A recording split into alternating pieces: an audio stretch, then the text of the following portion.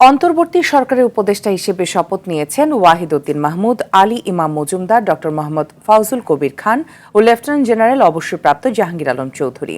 বিকেলে বঙ্গভবনে তাদের শপথ পড়ান রাষ্ট্রপতি মোহাম্মদ শাহাবুদ্দিন। এ সময় অন্তর্বর্তী সরকারের প্রধান উপদেষ্টা ডক্টর মোহাম্মদ ইউনূস উপস্থিত ছিলেন। সুরত খানের রিপোর্ট।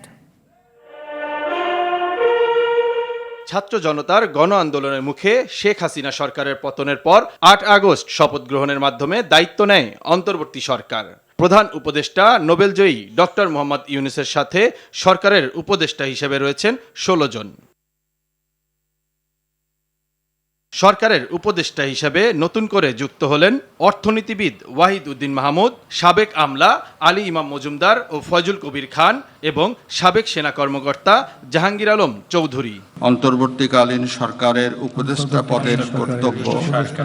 বিকেলে গণভবনে অন্তর্বর্তী সরকারের নতুন ৪ উপদেষ্টাকে শপথ পড়ান রাষ্ট্রপতি মোহাম্মদ শাহাবুদ্দিন। বাংলাদেশের প্রতি অকৃত্রিম বিশ্বাস ও আনুগত্য পোষণ। এ নিয়ে ৪ ধাপে প্রধান উপদেষ্টা সহ মোট ২১ জন উপদেষ্টা শপথ নিয়েছেন। নিরাপত্তা বিধান করিব এবং আমি ভীতি বা অনুগ্রহ। অর্থনীতিবিদ ওয়াহিদ উদ্দিন মাহমুদ ১৯৯৬ সালে তত্ত্বাবধায়ক সরকারের অর্থ ও পরিকল্পনা মন্ত্রণালয়ের দায়িত্বে ছিলেন। সাবেক মন্ত্রিপরিষদ সচিব আলী ইমাম মজুমদার ট্রান্সপারেন্সি ইন্টারন্যাশনাল বাংলাদেশ টিআইবির ট্রাস্টি বোর্ডের সদস্য।